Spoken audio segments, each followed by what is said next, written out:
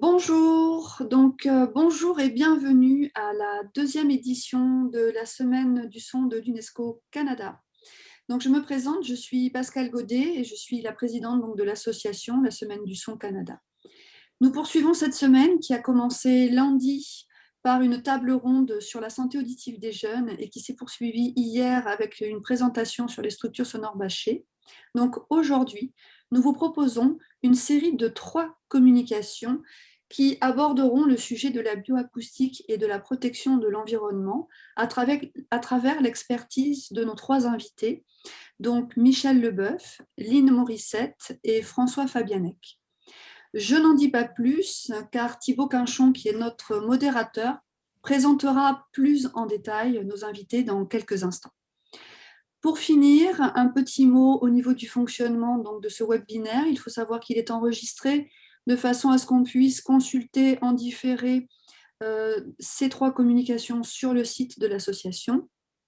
Et je dis donc encore une fois bienvenue à nos spectateurs ou spectatrices et je les invite, si vous avez des questions à poser, à les faire à travers l'espace questions-réponses. Ainsi, nos conférenciers ainsi que notre modérateur Thibaut y ont accès et ils peuvent y répondre soit dans leur présentation, soit sur les temps que nous allons réserver pour les échanges. Donc, je vous souhaite une excellente soirée et je passe le relais à Thibaut Quinchon. Merci Pascal. Bonjour à tous. Tout d'abord, je voudrais remercier Pascal et la Semaine du Son de nous permettre de faire cet événement. À nos intervenants aussi d'avoir accepté l'invitation très généreusement. Donc, merci à vous, puis à tout le monde qui regarde, que ce soit en direct ou après en différé, cette présentation. Je vais commencer juste rapidement avec une présentation très rapide de moi-même. Je suis artiste sonore, en fait, je m'intéresse au paysage sonore, à l'écologie sonore, comme on dit, et j'essaie de valoriser les paysages du Québec et sa diversité, en quelque sorte. Et tout ce qui est du domaine de la santé et de l'écologie, d'un point de vue acoustique, m'intéresse beaucoup et j'ai envie d'en parler publiquement. Et c'est pourquoi j'ai voulu participer à cet événement et proposer cette présentation.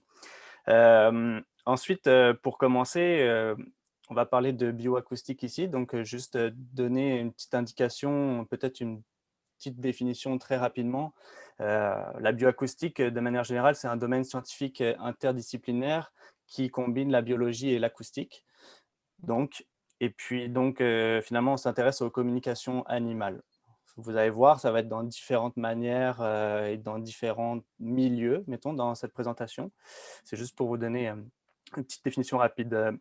Voilà. Sinon, je vais vous présenter rapidement nos invités. Donc, Michel Leboeuf, qu'on a ici, qui est détenteur d'une maîtrise en sciences biologiques, scientifique, naturaliste, écrivain et communicateur hors pair. Il a œuvré dans un laboratoire de recherche en écologie forestière pendant plusieurs années. Il est aujourd'hui directeur général de la fiducie de conservation des écosystèmes de Lanaudière. Il a aussi écrit beaucoup de livres et reçu le prix Hubert Reeves qui récompense la vulgarisation scientifique. Voilà. Lynn Morissette est une écologiste spécialiste des mammifères marins et du fonctionnement des écosystèmes. Ayant grandi sur les rives du Saint-Laurent, elle a développé une fascination pour les océans depuis son enfance. Elle détient aujourd'hui un doctorat en zoologie du Fishery Center de l'Université de Colombie-Britannique et a complété 2 post-doctorats, un en écologie de la conservation à Arizona State University et l'autre en écologie théorique au sein de la chaire de recherche du Canada en biodiversité à l'Université de Guelph. Je fais une présentation rapide. Et puis, on a enfin François Fabianec, membre fondateur du groupe Chiroptère du Québec et membre du comité de rétablissement des chauves-souris sonores du Québec. Il détient une maîtrise en biologie à l'UQAM depuis 2008 et a obtenu un doctorat à l'Université Laval en lien avec les chauves-souris en 2015.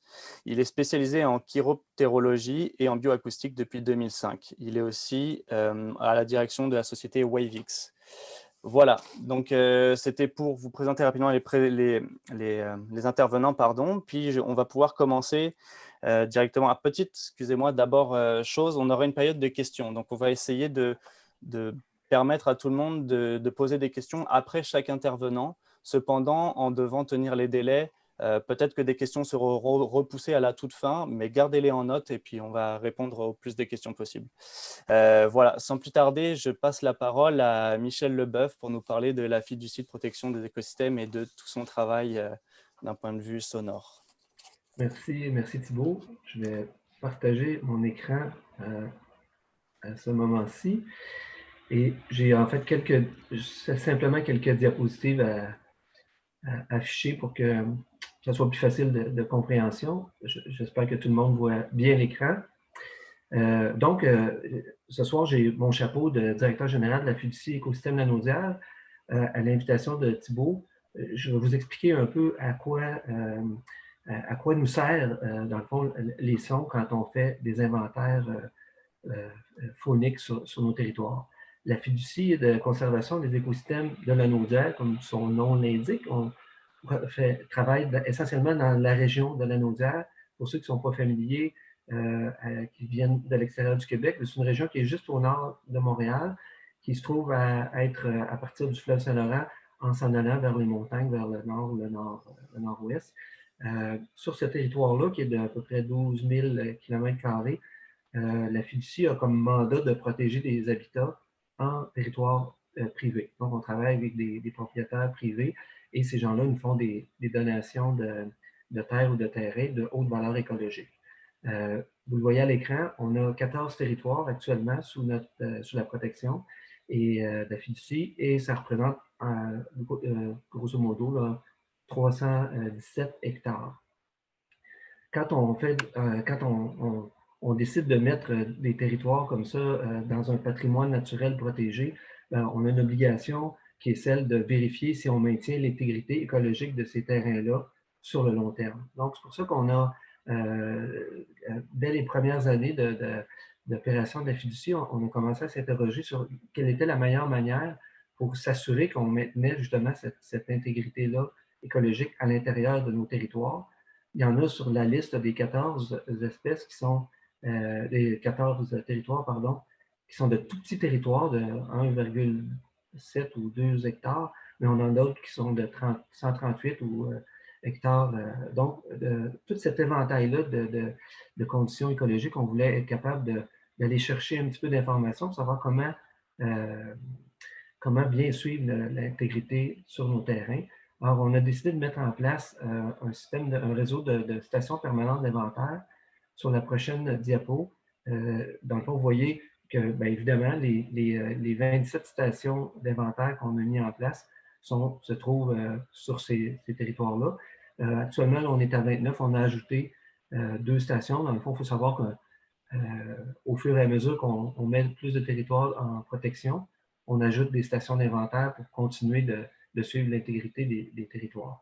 Donc, sur ces 27 stations-là, à l'origine, on a mis en place des stations permanentes où on peut suivre une foule de conditions écologiques en commençant par la végétation. Par exemple, on fait des quadras, c'est-à-dire que c'est un rectangle sur le parterre de la forêt de 10 mètres par 20 mètres, là, ce qui nous fait un 200 mètres carrés.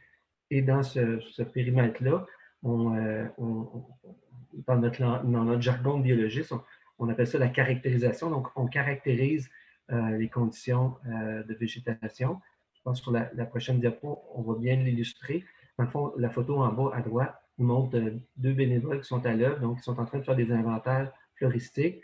La dame qui est au fond de l'image, petite anecdote, n'est pas en train de faire un tree hug, là, un câlin d'arbre, elle est en train de prendre la mesure du diamètre à hauteur poitrine des arbres. Donc peut-être qu'elle le fait aussi en même temps, c'est son choix personnel, mais au fond, dans ces stations-là, on fait une multitude de relevés sur la végétation, donc le diamètre des arbres, est-ce qu'il y a des arbres morts en train de mourir sur le parterre, quelle est la proportion des herbacées ou des arbustes ou des arbres dans les stations.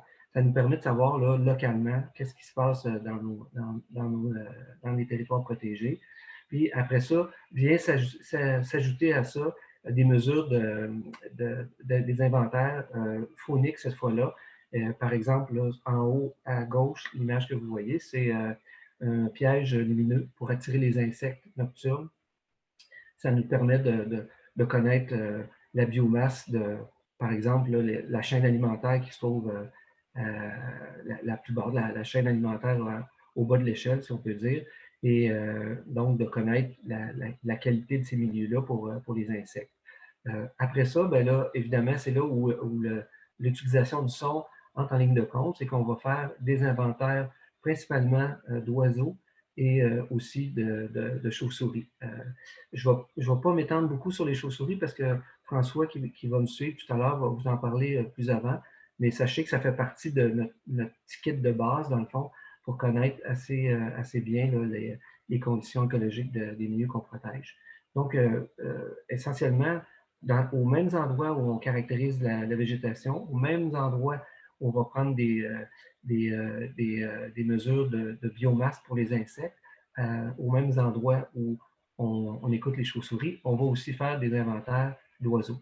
Là, je vous ai mis un petit feu d'artifice d'espèces. J'ai volontairement choisi des espèces qui étaient assez flamboyantes, qui étaient très, très belles, là, parce que les oiseaux, ce sont souvent de très beaux animaux. Par contre, quand on fait de l'inventaire scientifique, on les voit rarement. Quand on fait un point d'écoute, c'est comme ça qu'on appelle ça le point d'inventaire pour les oiseaux. On voit rarement les oiseaux. En fait, 9 fois sur 10, l'identification, puis des notes qu'on va prendre sur l'abondance des espèces, on va le faire à l'oreille. Donc, l'acoustique prend une dimension considérable dans les inventaires acoustiques qu'on fait pour les oiseaux. Pour vous donner le nom des espèces là, assez facilement, dans l'ordre de déroulement d'une horloge, là, en fait, en haut à droite, c'est la pariline du Canada, le bel oiseau qui est jaune et grisâtre de dos. En bas à droite, c'est un pic, le pic à dos noir. Si on continue dans le sens des aiguilles d'une montre, c'est la grive des bois, une espèce qui est sur la liste des espèces menacées au Canada, puis qui a, à mon sens, à moi, c'est très personnel, chacun peut bien choisir le chant qu'il préfère, mais c'est mon chant préféré en forêt. C'est un chant de la grive des bois, là, un chant flûté qui est c'est très difficile à reproduire si on n'est pas une grive parce qu'elle fait appel à des dispositions physiologiques qui sont particulières dans sa gorge, on appelle ça un syrinx, là, en fait. Ça serait trop long de l'expliquer ce soir, mais enfin, sachez que ces oiseaux-là ont des capacités vocales qui sont assez phénoménales. Puis enfin, en haut, à gauche de votre écran, le petit oiseau qui est masqué comme un raton laveur, c'est une pariline masquée. Donc, dans une station d'inventaire, souvent, on va aller chercher 20-25 espèces d'oiseaux différentes par l'écoute des chants. Comme je le disais, 9 fois sur 10, c'est à l'oreille qu'on les fait. Moi, comme avec l'âge, mes capacités acoustiques diminuent un peu. Donc, je perds des hautes fréquences quand je fais des inventaires d'oiseaux. Donc, je fais toujours appel à un microphone. Donc, j'enregistre le point d'écoute que je fais. Les points d'écoute ont toujours une même durée, là. En fait, généralement, c'est entre 5 et 10 minutes. Donc, sur une période de 10 minutes, j'écoute et je note tous les oiseaux que j'entends, que je vois. Mais j'enregistre aussi mon point d'écoute pour le réécouter quand je viens à la maison. Puis là, avec des équipements qui nous permettent d'augmenter le volume puis d'aller chercher des fréquences que je suis capable d'entendre à l'oreille. Là, des fois, je découvre 7, 8, 9 espèces que je n'avais pas entendues dans mon point d'écoute. Souvent des très petites espèces forestières qui communiquent entre elles à très haute fréquence. Donc, le fait d'utiliser l'acoustique dans des inventaires d'oiseaux, notamment, c'est fort utile. Avec ces inventaires-là, ça nous permet de pouvoir faire des approximations de densité. Parfois, quand c'est un mâle et qu'on voit deux individus, donc on en entend un, mais qu'on en voit un deuxième seulement, on peut présumer qu'il y a un couple dans l'habitat. Ça nous donne une indication supplémentaire sur la qualité de l'habitat et qu'on a possiblement un couple reproducteur. Donc, l'habitat est de très bonne qualité à ce moment-là pour une espèce X ou Y. Alors, ça fait en 10 minutes à peu près le tour un petit peu le tour d'horizon de ce qu'on peut faire, en tout cas, au chapitre des oiseaux. Puis, une fois qu'on revient à la maison et qu'on a toutes ces données-là qu'on peut traiter, au fond, ça nous permet de faire des analyses plus précises. Ce qui est important dans un travail comme ça d'inventaire, c'est la durée dans le temps. Donc, on va retourner dans nos stations d'inventaire à des pas dans le cas des oiseaux, c'est à tous les 5 ans. Donc, à des intervalles de 5 ans, on retourne puis on compare ce qu'on a entendu et ce qu'on a vu de 5 ans en 5 ans pour pouvoir tirer des leçons puis voir si nos habitats se maintiennent dans le temps comme ça. Merci beaucoup, Michel, pour cette introduction au travail de la fiducie et une belle utilisation du son dans la protection de l'environnement, si on pourrait dire de manière plus générale. J'inviterai les gens, finalement, je pense que ce sera plus simple si vous avez des questions de les noter, qu'on continue la présentation, puis on va continuer avec François Fabianec pour nous parler principalement des chauves-souris. François, c'est à toi. Oui, merci beaucoup. salut. Salut tout le monde. Je mets juste la présentation en place. Hop. Voilà. Est-ce que tout le monde voit? Oui, ouais. C'est bon, merci. Parfait. Ok, donc bonsoir à tous. Donc merci d'assister à la présentation dans le cadre de la Semaine du Son au Canada. Donc je me présente, François Fabianec. Je dirige 2 entités, le groupe Pure Terre du Québec et Wavix. Donc dans ces 2 cas, j'utilise la bioacoustique pour contribuer en fait modestement à la protection des espèces et de leur habitat, ce qui en fait constitue notre environnement. Ouais. Donc, dans le fond, durant les 20 minutes, j'ai 30 diapos là, donc je vais aller super vite. Je vais un peu aborder d'abord les notions de base. Donc, on va essayer de vous expliquer ce qui se cache derrière les mots de la bioacoustique, ce qui permettra ensuite de mieux comprendre ce que je vais vous expliquer ensuite.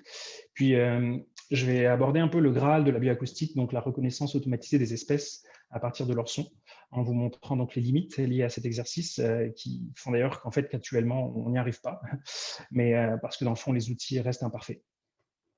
Donc, on pourrait résumer la bioacoustique à l'étude des sons qui sont produits par le vivant. L'objectif numéro 1 vraiment de la bioacoustique, c'est de savoir qui dit quoi.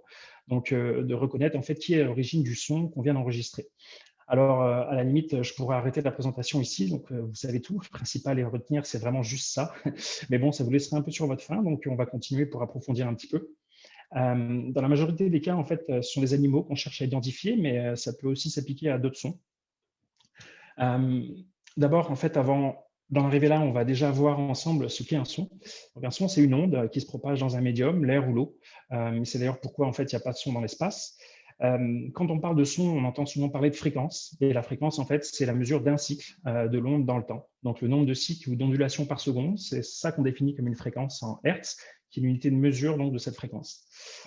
Avec la fréquence, on a aussi l'amplitude, qui peut être mesurée en décibels, et qui est en fait la hauteur de l'onde par rapport à son point de zéro, donc qui est en fait au milieu de l'onde, ici, comme illustré au niveau du trait pointillé dans le schéma. Plus l'amplitude est importante, plus le son perçu en fait est perçu comme étant fort. Donc amplitude, fréquence, qui vont varier en fonction du temps. Un son, c'est ça. Chez les mammifères, qui comprend d'ailleurs les chauves-souris, les sons sont typiquement produits par le larynx, comme illustré ici sur la coupe latérale. Ce qui est intéressant avec les chauves-souris, c'est qu'elles utilisent les sons pour se déplacer et localiser leur proie en utilisant l'écholocation. Donc, elles vont émettre puis écouter l'écho pour se faire en fait une image mentale de leur environnement à partir du son. C'est exactement ce qu'on fait quand on fait une échographie. Vous allez d'ailleurs voir qu'on cherche un peu à faire la même chose, nous aussi, pour analyser le son en biologie, en bioacoustique. Et donc, les chauves-souris ne sont pas les seules à faire des colocations. Il y a d'autres mammifères aussi qui le font, comme dans le fond, Lynn Morissette va vous en parler. Et l'autre notion intéressante avec les chauves-souris, c'est que les chauves-souris insectivores, c'est qu'elles produisent en majorité des ultrasons, donc des sons qui sont trop aigus pour que nos oreilles puissent les percevoir. Les fréquences produites sont entre 15 000 et 150 000 vibrations par seconde, donc 15 000 et 150 000 Hertz. Et il faut aussi savoir que les chauves-souris hurlent en fait pour pouvoir entendre leur écho. On parle de 80 à 110 décibels. Donc elles le font en fait pour contrer le fait que les hautes fréquences s'atténuent rapidement dans l'atmosphère. Donc si on pouvait entendre les chauves-souris, elles nous casseraient vraiment les pieds. Un petit dessin pour illustrer différents domaines, donc ultrasons, audibles, infrasons. La petite chauve-souris est en haut à gauche, à côté des dauphins. Ensuite, vous avez tous les animaux qu'on peut percevoir dans l'audible, puis les infrasons. Généralement, il y a une relation linéaire, donc plus les animaux ont une grande taille, plus en fait ils font des basses fréquences, et plus ils sont petits, plus ils émettent des hautes fréquences. Donc, ce que je vous disais dans la diapo antérieure, c'est que en fait, on ne va pas généralement analyser le son brut, qui est sous forme généralement d'oscillogrammes, donc les amplitudes en fonction du temps. On va utiliser une transformation pour en fait visualiser le son. Donc, ça s'appelle la transformation de Fourier, qui va nous permettre de passer dans le domaine fréquentiel. Donc, on va regarder les fréquences en fonction du temps. En gros, pour des cris de chauve-souris, ça ressemblera à ça. Donc, chaque ligne ici, un pixel, en fait, est une transformation de Fourier. On accumule les transformations en fonction du temps et on est capable de visualiser le son sous la forme d'une image avec des pixels dont la couleur va représenter l'amplitude. Ce qu'on appelle un spectrogramme ou un sonogramme. Donc ici, sur le dessin, on voit 3 exemples de cris de chauve-souris avec un faible bruit de fond en bleu et les échos qui suivent directement le signal. On peut voir aussi que les cris de chauve-souris sont relativement simples et je vais vous montrer d'autres exemples pour mettre les choses en perspective. Vous voyez par exemple ici un son d'enfant qui pleure, un son de chimpanzé qui pleure. Donc oui, les chimpanzés pleurent, et ils ne sont pas les seuls d'ailleurs. Il y a un petit son d'écureuil en haut. Ensuite, les exemples en bas, vous voyez quelqu'un qui rigole. Donc vous voyez que les sons peuvent avoir une structure plus complexe. Bon là, c'est en noir et blanc malheureusement, mais dans le fond, plus le son est complexe, mieux c'est, parce que dans le fond, il transporte plus d'informations qu'un signal tout simple de chauve-souris, ce qui va nous permettre de mieux l'identifier. On a un exemple ici avec une mésange et la griffe de Bicknell, qui est une espèce en voie de disparition au Canada qu'on cherche aussi à identifier acoustiquement. Donc je reviens ici avec les spectrogrammes de chauve-souris, en l'occurrence de chauve-souris rousse, et des oscillogrammes en noir en bas, qui indiquent les variations d'amplitude. Et j'en profite pour vous montrer qu'en fait, quand on place un micro, on n'enregistre pas juste des animaux, mais en fait, on enregistre tout ce qui passe à portée du micro. C'est ce qu'on appelle le paysage sonore. Donc, quand on enregistre des animaux, on parle de biophonie. Quand ce sont des bruits naturels, comme ici, dans l'exemple d'un iceberg qui se détache de l'eau, on parle de géophonie, mais ça pourrait être aussi de la pluie, du vent. Et quand on entend des bruits humains, comme dans des sons de trafic routier, par exemple, on parle d'anthropophonie. Alors, des fois, on va chercher à distinguer l'un de l'autre, mais on va aussi parfois essayer de comprendre l'influence de l'un sur l'autre, comme par exemple l'influence du trafic routier sur les animaux. Et donc là, vous voyez un peu où je veux en venir, c'est que dans le fond, je ne vous apprendrai rien en vous disant que l'état de la biodiversité aujourd'hui est absolument catastrophique. On assiste à une perte considérable d'espèces extrêmement rapidement. Et ça, c'est partout dans le monde, si bien qu'on parle vraiment de 6e extinction massive. Et donc, face à ce constat consternant, certains pays en fait, se sont dotés de lois qui donnent en fait, un statut légal de protection à certaines espèces qui sont jugées en déclin. La bioacoustique, et là, en fait, c'est un outil comme un autre, parmi le panel d'outils qu'on dispose, nous, biologistes, pour savoir si une espèce est protégée, est présente ou pas à un moment donné et à un endroit donné. Donc, c'est là que nous, on intervient chez Wedix. Notre idée, justement, c'est d'utiliser et d'améliorer les outils qui permettent en fait, d'acquérir et de traiter les données environnementales en général, donc incluant aussi la bioacoustique. On fait principalement des inventaires et des analyses acoustiques de la faune, mais on développe aussi des logiciels de reconnaissance automatisée pour certaines espèces. On développe un peu aussi le concept de station d'enregistrement, mais ce qui nous intéresse ici, c'est principalement les inventaires acoustiques de la faune, donc on va surtout parler de ça ensemble. On fait surtout des inventaires de chauves-souris, en fait, puisque c'est ma spécialité. On a un petit peu des oiseaux. En fait, les stations d'écoute commencent timidement à être de plus en plus utilisées. Et donc, on fait soit l'analyse du son, soit les inventaires au complet. En général, on fait ça dans le cadre d'études d'impact en environnement, des demandes de certificats d'autorisation, dans le cadre de recherche aussi un peu parfois, ou sinon dans le cadre de recherche et développement. Par exemple, on a eu une demande d'environnement et changement climatique Canada de leur monter un logiciel qui leur permettait de trier de 50 données en fait, récoltées sur le terrain pour la griffe de Bicknell. Quand on fait des inventaires acoustiques, on pose des stations donc, qui vont fonctionner de manière autonome, où on a des observateurs aussi sur le terrain. Ils vont enregistrer directement les animaux. Ça se fait à pied en véhicule dans le cadre des observateurs. Et en fait, si vous voyez un véhicule à Montréal qui tourne en rond et avec un micro posé sur le toit, en général, c'est moi. Je fais des inventaires, je vais en faire d'ailleurs cet été. L'avantage de l'observateur, dans le fond, c'est qu'on a à la fois une estimation visuelle et sonore, donc ce qui permet en général de mieux dénombrer les espèces et aussi les individus. Et par contre, au niveau de l'inventaire passif, on ne peut pas connaître en fait vraiment le nombre d'animaux qui passent, à moins d'utiliser des techniques complexes comme la triangulation sonore. Par contre, l'avantage, quand on a beaucoup de stations qui fonctionnent au même moment, c'est qu'on arrive à mieux différencier les effets temporels des effets spatiaux. Donc, dans le fond, c'est pratique quand on veut caractériser l'habitat, par exemple, des espèces, ou dans le cadre des mammifères marins, si on a, par exemple, une station d'enregistrement qui fonctionne en tout temps, quand on a notre animal qui passe, si la station est capable de reconnaître l'espèce et d'envoyer l'information directement aux chercheurs, dans le fond, on a l'idée de la présence de l'espèce en temps réel. Donc, ça, c'est des choses qui sont en développement. Lynn Morissette va peut-être vous en parler. Le principal inconvénient des stations autonomes, c'est qu'elles produisent une grosse quantité d'informations. En fait, ça enregistre en permanence. Donc, plus vous mettez la station longtemps, plus vous allez avoir de données. Donc, même si vous avez une personne ultra motivée pour passer un an, qui va passer en fait un an à faire défiler les sons tous les jours pour avoir vos 2-3 espèces cibles, il y a de fortes chances qu'elles finissent dépressives. Donc, pour éviter en fait ça, bon, quand c'est des petits enregistrements, ça va, mais pour éviter d'avoir 3 téraoctets à visualiser en fait manuellement, on n'a pas le choix de recourir à des algorithmes qui vont en fait permettre d'améliorer, en fait, d'accélérer le processus d'analyse. Donc, je vous rappelle la diapo 1. L'idée derrière tout ça, c'est vraiment juste de savoir qui dit quoi. Hein. Donc, reconnaître l'espèce qui est à l'origine du son qui a été enregistré. Et vous allez comprendre, en fait, avec les exemples que je vais vous donner, que ce n'est pas si facile que ça. Alors ici, vous voyez, j'ai représenté les sonogrammes des 8 espèces de chauves-souris qu'on trouve au Québec. Donc, à première vue, ça a l'air facile. Il n'y a rien là. Alors, effectivement, si c'était tout le temps comme ça, on n'aurait pas de problème. Sauf que dans la réalité, ce qu'on enregistre, c'est un comportement. Donc, l'animal change en fonction de ce qu'il est en train de faire. La chauve-souris, en fait, elle fait des cris qui sont en plus très simples et elle va moduler son cri en fonction de ce qu'elle fait. Donc, ici, vous voyez dans l'exemple, en phase de recherche, la chauve-souris vole tranquillement. Ensuite, elle se rapproche d'une proie ou d'un obstacle. Et éventuellement, si elle capture sa proie, elle va se rapprocher, ce qu'on appelle un feeding buzz, un cri de capture. Et ensuite, elle va reprendre sa phase de recherche. Donc là, vous voyez qu'en fait, c'est un comportement qui est plastique, qui évolue, et ça rend les choses un peu plus difficiles. Autre limite, donc les animaux n'ont pas forcément cherché en fait, à évoluer pour occuper des niches acoustiques qui sont différentes. Et on a des fois, même souvent, des espèces qui vont faire des cris qui sont très proches. Ici, vous voyez un exemple entre la grive de Bicknell et la grive à joues grises. Heureusement, dans le cas de ces 2 espèces, les territoires sont différents, ce qui facilite un peu le travail, mais on a ce cas qui est quand même assez récurrent. Autre limite, le bruit ambiant.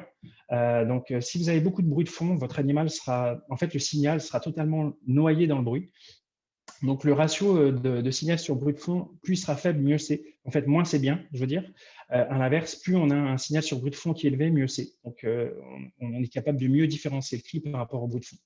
Autre chose, contrairement aux humains, en fond, qui vont en général parler la bouche collée au micro de leur téléphone, les animaux, eux, se déplacent. Et comme le son s'atténue rapidement dans l'atmosphère, en général les hautes fréquences qui disparaissent en premier, quand votre animal s'éloigne trop, c'est plus vraiment possible de tirer quoi que ce soit en fait de l'enregistrement.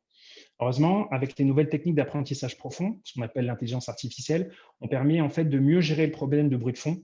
On a des meilleures performances d'identification. On va voir ça par la suite. Un autre problème, c'est qu'on a beaucoup de chevauchements en fait, entre les champs d'animaux. En général, les animaux vont être actifs pendant les mêmes périodes. Donc, c'est le cas des oiseaux, qui vont être surtout là tôt le soir ou tôt le matin, ce qui fait qu'on peut se retrouver avec beaucoup d'espèces qui vont émettre des signaux en même temps et compliquer encore plus les analyses. Avec tout ça, donc on va se retrouver avec des espèces plus faciles et moins faciles que d'autres à identifier selon le contexte. Et donc, c'est ce que j'ai illustré ici en fait avec une matrice de confusion. Ça a l'air compliqué, mais ça l'est pas. Dans le fond, ce qu'il faut retenir, c'est que la ligne diagonale, en fait, la diagonale centrale, la bleu foncé, ça représente tous les cris de chaque espèce qui sont bien classifiés. Les autres chiffres, c'est tous les cris qui sont mal classifiés. Donc, on voit par exemple que dans le cas de la grive de Bicknell et la grive à joues grises, dans 22% des cas, les cris de grive de Bicknell en fait, sont pris à tort pour des cris de grive à joues grises. Donc, 22%, ça peut paraître négligeable, mais sur 300 heures d'enregistrement, ça fait beaucoup de cris à repasser pour trouver les faux positifs et essayer d'être sûr qu'on a bien l'espèce quand elle est détectée. Ensuite, l'autre problème, c'est que les logiciels ne seront pas équivalents. En fait, il y a des différences au niveau des logiciels qui sont dédiés à la reconnaissance acoustique des espèces. Et donc, je vous sors un graphique qui est issu d'un article qu'on vient de soumettre à une revue qui a été accepté et qui montre en fait les différentes performances des logiciels avec la détection et la classification des sons dans les enregistrements. Donc, c'est tout ce qu'il y a à retenir dans le fond, c'est qu'on a comparé ça avec plusieurs logiciels, dont le nôtre, et on a comparé ça à un benchmark, dans le fond, ce qui se fait de mieux dans le domaine à présent, les réseaux neuronaux convolutionnels. Et on voit bien en fait que c'est vraiment ça qui performe le mieux. Alors, les réseaux convolutionnels, c'est une branche de l'apprentissage profond qui est aussi appelée intelligence artificielle. Donc, tout le monde converge là-dessus. En fait, tous ceux qui cherchent à mettre des étiquettes sur des choses en apprentissage machine convergent vers l'apprentissage profond parce que, comme on le voit, ça améliore nettement les performances. Ce n'est pas encore 100%, mais on n'est pas loin. Donc, je pensais faire ça en 20 minutes, mais j'ai vraiment speedé, ce qui fait qu'en fait, ça fait à peine 13 minutes que je présente. C'est magnifique. Ce qu'on peut dire pour le moment, c'est que l'apprentissage profond en fait performe mieux que les aides techniques. C'est pas encore au point pour le moment parce que c'est une technique en fait qui généralise très mal. Elle va faire des erreurs rapidement avec des nouveaux cas qui n'ont pas été utilisés pour l'apprentissage. Donc, c'est donc une technique qui demande énormément de données qui ont été pré-identifiées, ce qu'on n'a pas encore actuellement avec la faune. Et il y a des techniques d'augmentation artificielle des données en fait, qui permettent de pallier à ça. Mais on a vu quand même que pendant la présentation que l'enregistrement des animaux, ça comporte beaucoup de contraintes, qui fait qu'on n'a pas encore 100% d'identification. Je pense même qu'on arrivera en fait peut-être même jamais à avoir 100%. Donc, ce qui fait qu'on a encore besoin, in fine, d'un expert pour valider les enregistrements, ce qui fait qu'on garde notre job, quelque part c'est bien.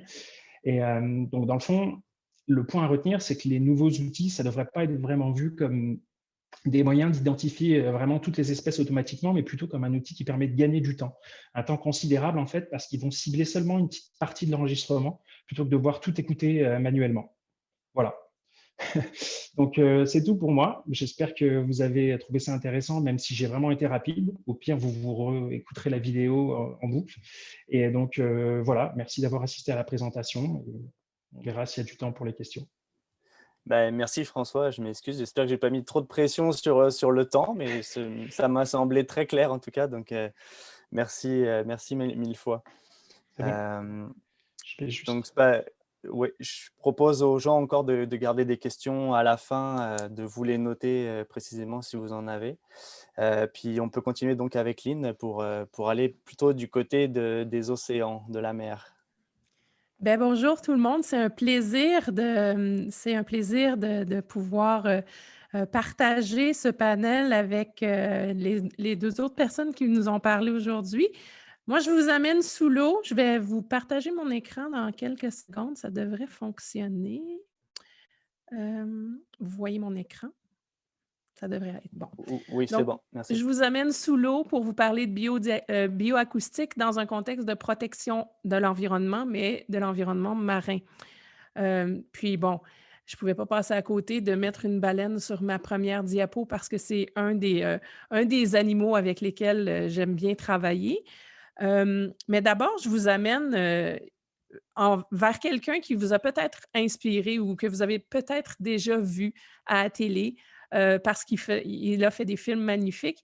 Le commandant Jacques-Yves Cousteau, qui a fait un film sur les océans qui s'appelait Le monde du silence, où il nous amenait avec lui plonger justement dans les profondeurs pour voir toute cette biodiversité-là qui, à l'époque, était assez inaccessible. Moi, la première fois où j'ai vu les beautés des océans, c'était par les films de Cousteau.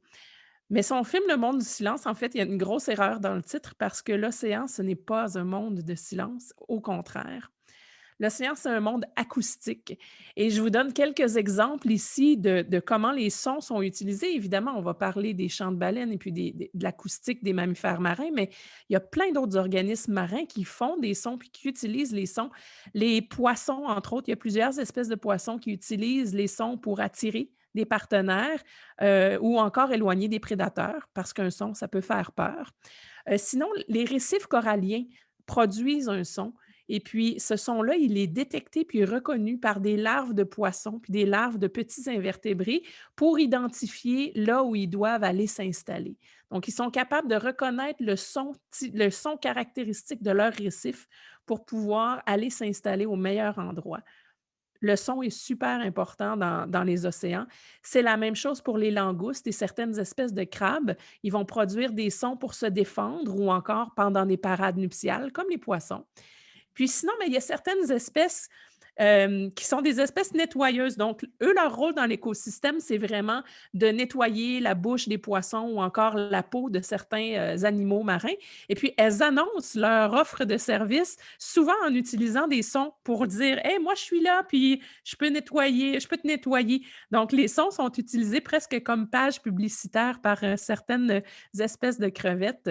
Donc, le son est vraiment partout dans les océans et c'est loin d'être un monde de silence. Bon, je vous ai promis que je vous parlerais de baleines. Évidemment, c'est un incontournable quand on travaille en acoustique marine. J'ai un projet présentement avec un chercheur de Paris qui s'appelle Olivier Adam et on s'intéresse au chant des baleines à bosse. Ça a l'air bien romantique, là, quand on travaille sur les chants des baleines à bosse, on s'imagine le CD de relaxation avec des chants de baleines à bosse. C'est un peu ça, mais sans la petite musique relaxante. Des chants de baleines à bosse, ça ressemble un peu à ça.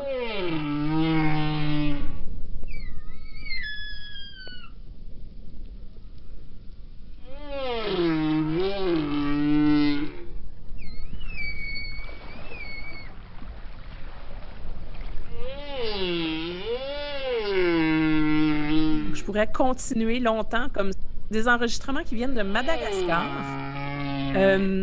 Et puis, je reviens en arrière. On utilise des spectrogrammes, comme on nous l'a expliqué tout à l'heure, pour justement essayer d'analyser ces sons-là. Vous avez entendu qu'il y a des sons très, très graves, il y a des sons plus aigus. Et ça, ben, c'est des unités sonores qui sont assez différentes pour qu'on puisse en faire des phrases. Et ce qui est intéressant avec les baleines à bosse, c'est que c'est pratiquement que les mâles qui chantent. Et puis, ils vont chanter à peu près toute la même chanson, peu importe où ils sont. Et puis, ça va être la chanson de l'année. Puis, d'une année à l'autre, cette chanson-là va se modifier. Il y a quelques petits bouts de phrases qui vont se modifier. Et puis, on est capable, comme ça, par bassin océanique, de reconnaître certaines populations de baleines à bosse parce qu'elles vont avoir à peu près toutes la même chanson.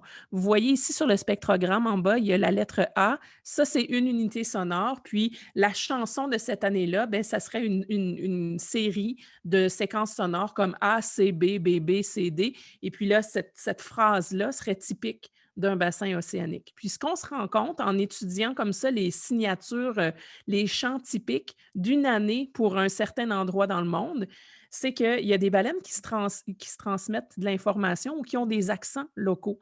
Donc, l'enregistrement que je vous ai fait entendre de Madagascar, par exemple, vous voyez ici sur la carte, les baleines de Madagascar, elles vont aller s'alimenter dans l'océan Austral durant l'hiver, à peu près au même endroit que les baleines qui sont dans l'océan Atlantique, mais au large ici de l'Afrique.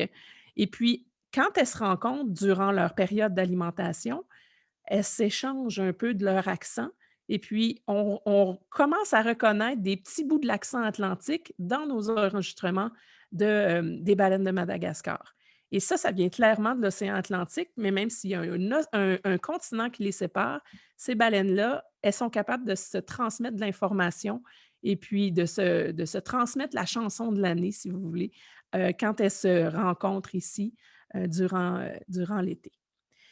Donc, c'est fascinant tout ça, puis c'est une façon pour nous d'étudier le son dans l'eau pour des baleines, des espèces de baleines comme les baleines à bosse qui font beaucoup, beaucoup de vocalises. Mais comme on l'expliquait pour plein d'autres espèces, être capable de maîtriser l'acoustique, ça nous permet aussi de reconnaître les espèces entre elles. Donc, quand on entend comme ça des chants, la baleine à bosse, elle est très facile à reconnaître, mais on peut comme ça identifier la signature sonore d'une baleine à bosse ou d'une baleine noire ou encore même d'un certain type de navire. Quand on entend ce qui se passe sous l'eau, on est capable de vraiment rattacher ça à l'identité de certains trucs qu'on veut étudier. Puis on s'en sert beaucoup avec la baleine noire, qui est une autre espèce de baleine qu'on étudie beaucoup ces temps-ci dans le golfe du Saint-Laurent. Puis juste pour vous donner un exemple, là, vous voyez ici, euh, vous voyez sur la carte, ça, c'est tous les efforts de surveillance, autant par avion que par bateau, que par surveillance acoustique, qu'on a, là, j'ai sélectionné l'année 2020, donc qu'on a en 2020, l'année dernière, pour les baleines noires dans le Golfe. Donc, c'est toutes les baleines qui ont été détectées avec toutes sortes de méthodes, mais ce qui est intéressant, c'est que on utilise de plus en plus l'acoustique comme une méthode complémentaire à, par exemple, un inventaire aérien visuel pour pouvoir avoir des yeux sous l'eau, en fait, avoir des oreilles sous l'eau, puis peut-être détecter des baleines qu'on ne verrait pas si on les regardait seulement que par avion. Donc, c'est de plus en plus utile et utilisé. Et puis, c'est d'autant plus important quand on travaille avec des espèces en voie de disparition comme celle-ci, qu'il faut absolument comprendre quand est-ce qu'elles arrivent dans le golfe, à quel moment elles vont repartir, puis où est-ce qu'elles se trouvent en général. Donc, c'est en combinant toutes sortes de méthodes, incluant l'acoustique, qu'on réussit à avoir la meilleure idée possible de toute cette information-là. L'environnement acoustique sous-marin, ce n'est pas qu'une question de baleines. On en parlait tout à l'heure. Pour les océans, il y a vraiment des sources de son qui sont naturelles. Ils sont illustrés ici. Il y a la pluie qui va être une source sonore importante dans les océans.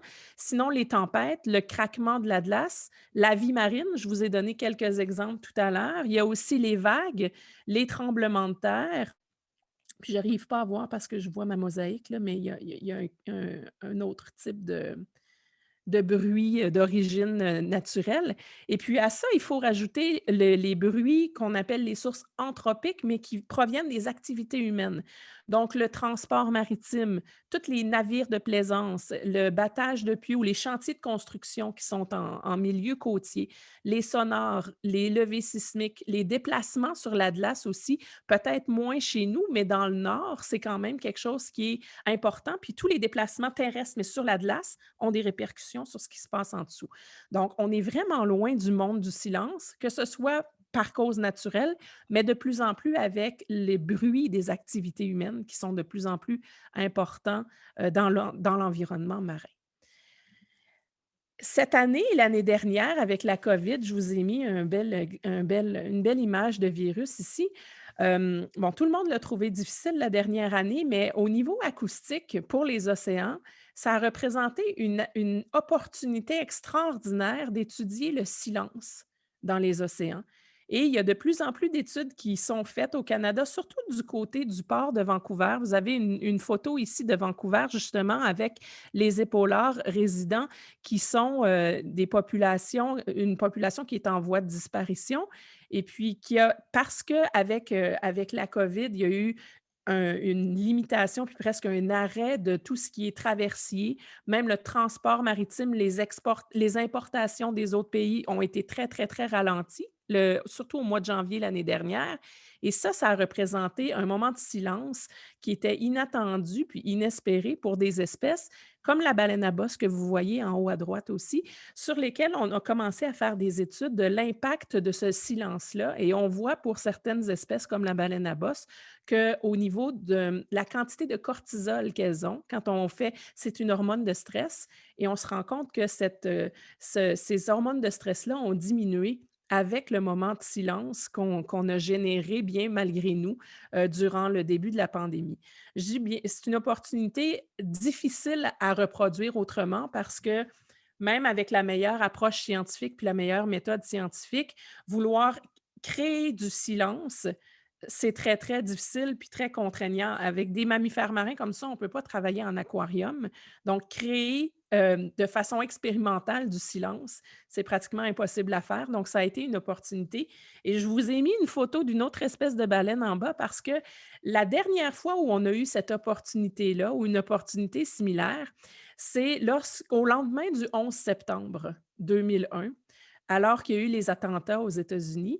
De la même façon, ils ont fermé l'espace aérien très, très vite, mais ils ont aussi fermé tout le trafic maritime et les espaces portuaires. Et la baleine noire de l'Atlantique Nord, qui se tient beaucoup dans le coin du port de Boston, a bénéficié d'un moment de silence ou d'un arrêt des activités humaines assez important pour qu'on puisse, encore une fois, mesurer l'impact que ça a eu sur la santé de l'espèce.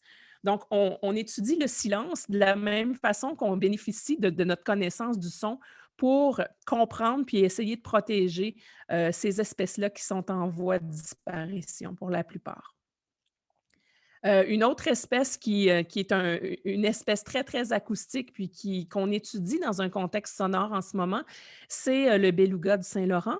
Le beluga qui vit, vous voyez sur la carte, là, il a un habitat essentiel qui est principalement là, entre Tadoussac et Cacouna dans l'estuaire du Saint-Laurent et ça remonte dans la rivière Saguenay. Et vous voyez les lignes là, en jaune et rouge, c'est le trafic maritime qu'on a dans ce secteur-là. Et puis, évidemment, le trafic maritime, c'est une source de bruit qui est importante. Et puis, il y a plein d'études présentement qui essaient de se pencher puis de bien comprendre ce qui se passe avec l'impact sonore du trafic maritime pour essayer de protéger le mieux possible cette autre espèce en voie de disparition. Et puis, il y a des nouveaux projets dans la rivière Saguenay, entre autres des projets de développement pétrolier puis de gaz naturel qui inquiètent puis qui posent certaines questions. Ce qui est intéressant avec des défis comme ça, c'est que ça vient avec des nouveaux projets de recherche. Et puis, il y en a un, entre autres, d'un groupe de l'Université du Québec en Outaouais et du GREM à Tadoussac, qui se penche sur justement l'environnement sonore et le changement dans l'environnement sonore que pourraient constituer des projets de développement sur le Saguenay et du trafic maritime supplémentaire que ça engendrerait. Donc, on va vraiment bien connaître l'environnement sonore puis les impacts sur les animaux marins dans les prochaines années grâce à ces chercheurs-là qui se penchent vraiment sur des questions très importantes en ce moment. Sinon, un autre qui se penche sur le même genre de questions en termes d'environnement sonore, c'est le docteur Sven Vagel qui vient de Pêche et Océan Canada sur la côte ouest du pays. Et puis, avec qui j'ai eu la chance de collaborer en 2017 lors d'une expédition qui s'appelle Canada C3. On avait une opportunité en or de faire une grande expédition sur 150 jours dans les 3 océans canadiens. On a fait 23 000 kilomètres d'expédition pendant lesquels on avait différents projets de recherche qui bénéficiaient de cette opportunité-là d'avoir un protocole déployé sur 23 000 kilomètres pour bien comprendre ce qui se passe dans nos océans canadiens. Et un de ces projets-là, c'était le projet du docteur Vagel qui avait pour but de décrire l'environnement sonore de nos océans canadiens. Et ce qu'on se rend compte, malheureusement, c'est que des mondes de silence, même au plus profond de l'Arctique, vous voyez un peu le trajet qu'on a suivi, des mondes de silence, ça existe de moins en moins. Donc, ce silence-là, il est en voie de disparition autant que les espèces qui en dépendent en ce moment. Heureusement, il y a plusieurs projets. Je vous ai mis seulement que 3 exemples ici, mais heureusement, il y a plusieurs projets qui existent pour bien comprendre l'environnement sonore et l'impact des sons d'origine humaine sur des espèces qui pourraient s'en voir affectées. Il y a des projets, entre autres, avec la WWF Canada qui se penchent sur ces questions-là, surtout dans l'Arctique, parce qu'avec le passage, avec la fonte des glaces qui est accélérée en ce moment, on a une ouverture pour le passage du nord-ouest. Donc, ça veut dire qu'il y a des bateaux maintenant qui pourraient passer par le nord pour transiter entre l'océan Pacifique et l'océan Atlantique. Et ça, bien, ça vient avec, évidemment, un dérangement de bruit supplémentaire. Il y a aussi des organisations comme l'Alliance verte qui proposent aux navires un programme de certification pour réduire les bruits qui sont produits par ces navires-là. Et puis, il y a Pêche et Océan Canada qui a lancé un grand chantier pour étudier justement l'impact du bruit sur les espèces qui sont en voie de disparition au Canada. Vous voyez ici les 3 espèces clés dont je vous ai parlé, la baleine noire, le beluga, puis les épaulards.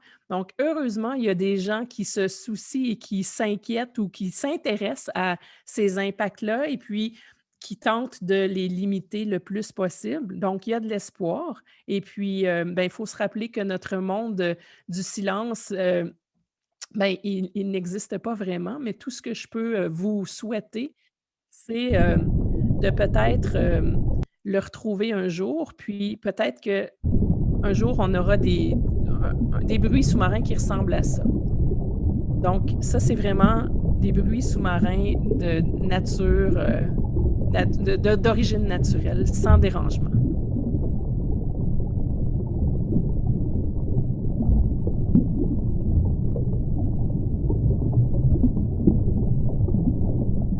Donc voilà, j'espère que vous aurez compris que le son, c'est aussi important dans l'eau que sur la partie terrestre de notre belle planète.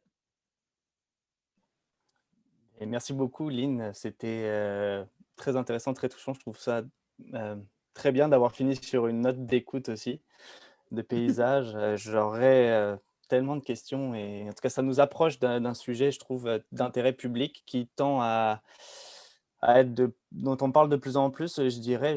J'avais déjà parlé avec des personnes, François aussi entre autres. Je pense que aussi les méthodes, les technologies évoluent beaucoup pour la recherche au niveau du son. Puis ça, supposément, dans ce que je lis, moi, ça aurait tendance à augmenter le nombre d'études aussi là-dessus parce que c'est plus facile qu'à une certaine époque de faire ces études-là. Je ferai une petite tant que j'y pense, parce que j'ai un livre que je viens d'avoir, puis que pour les personnes à qui ça intéresse, il y a un livre qui s'appelle, je ne sais pas si vous le voyez à l'endroit, mais Les animaux parlent, sachons les écouter. Et c'est beaucoup de pages, mais d'introduction à la bioacoustique, avec un bioacousticien français. Et il y a tout un tas d'exemples de ce qu'on vient de parler là, et ça permet une belle introduction au sujet pour les curieux qui nous écoutent. Mais voilà, maintenant, on peut ouvrir la période de questions pour répondre à tout ça, si jamais les spectateurs en ont. Moi, j'en ai, sinon, j'en profiterai peut-être, ou alors des réactions plutôt, mais je vais laisser le temps un peu des gens. Pour ceux qui sont sur le Zoom, il y a le questionnaire questions-réponses qui fonctionne directement, ou dans le chat directement. Là, vous pouvez... moi, je ne suis pas ce qui se passe sur Facebook. Mais pour briser la glace, mettons une petite comment dire, remarque plutôt, parce que je sais que j'avais eu la discussion avec Michel et François, ce que tu disais avec les stations d'écoute. J'avais l'impression, avec Michel, moi, je me questionnais aussi à savoir l'utilisation des stations d'écoute pour la recherche. Ça en demande beaucoup, si je comprends aussi, pour pouvoir recouper les informations. Est-ce qu'il y a beaucoup de personnes ou d'organismes qui peuvent se permettre ça? Est-ce qu'au Québec, par exemple, il y a des exemples de lieux dans lesquels on a beaucoup de stations d'écoute pour pour faire de la bioacoustique, mettons, si on peut dire, entre guillemets? Ouais, ok. Je peux laisser François. En fait, pour les oiseaux, parce que je peux répondre pour la classe des oiseaux, il y a eu des travaux là, étalés sur plusieurs années par des groupes d'ornithologues pour réussir à faire 2 documents qui s'appellent l'Atlas des oiseaux nicheurs du Québec. Il y a eu 2 périodes là, séparées par une trentaine d'années où on a envoyé des bataillons de bénévoles sur le terrain se faire bouffer par les moustiques, puis écouter des chants d'oiseaux. Puis ça nous a donné des séquences temporelles vraiment intéressantes. Puis on a vu vraiment des différences dans les mouvements de population d'espèces, des espèces gagnantes, des espèces perdantes au fil du temps. Et ça a été un œuvre colossale, mais c'était l'œuvre de la science citoyenne. Beaucoup, je pense, dans ces cas-là, dans le cas des oiseaux, on a la chance d'avoir beaucoup de gens qui sont des amateurs qui sont très chevronnés, qui ont des très, très bonnes oreilles pour documenter tout ça. Donc, je dirais que c'est un des domaines où la science citoyenne nous permet d'aller vraiment très loin dans l'étude, entre autres, des oiseaux.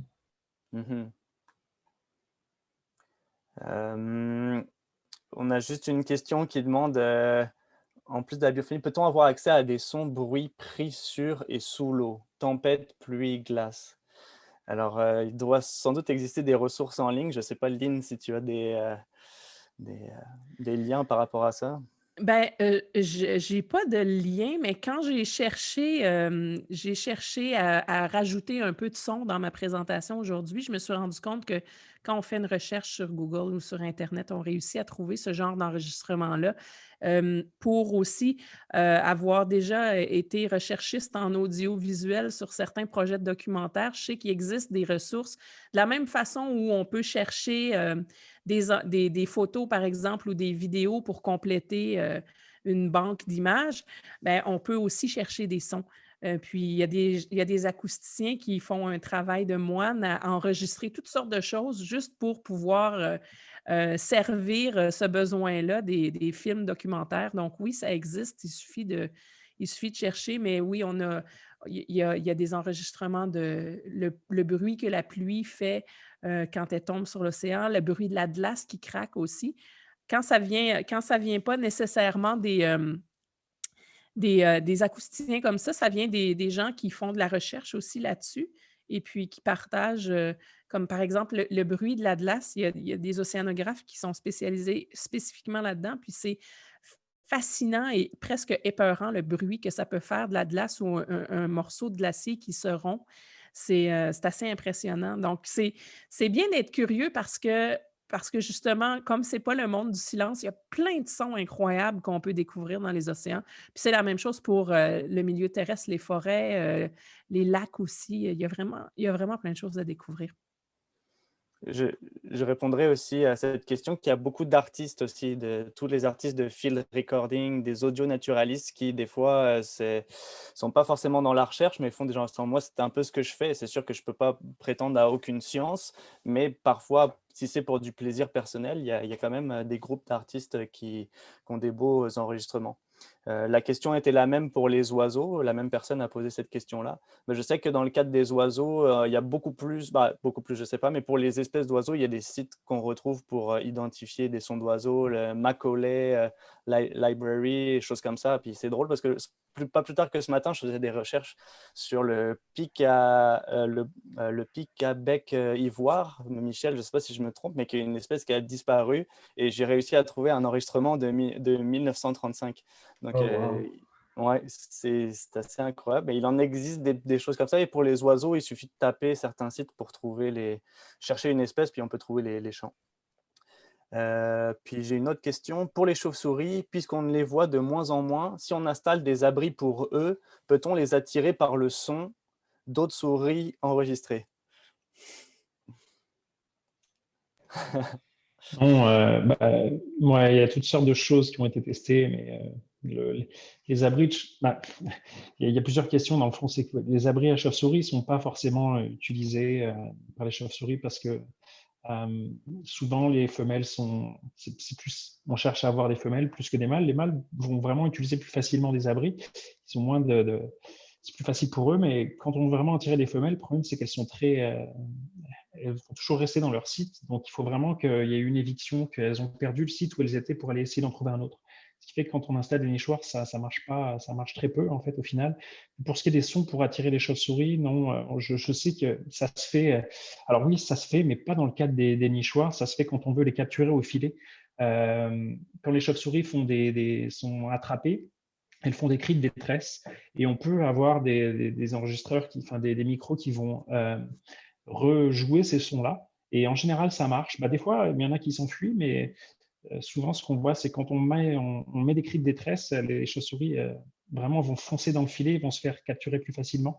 Ce qui se passe, c'est qu'elles sont capables de reconnaître les cris d'autres espèces et elles vont aller en fait aider les chauves-souris qui sont en détresse en allant en fait vraiment frôler le prédateur pour essayer en fond qu'il lâche sa proie. Et ce qui fait que oui, on capture souvent d'autres espèces quand on passe ces cris-là, ou ne serait-ce que quand on manipule une chauve-souris dans un filet qui fait des cris de détresse, souvent on a deux, trois qu'on attrape en fait à ce moment-là parce qu'elles sont attirées.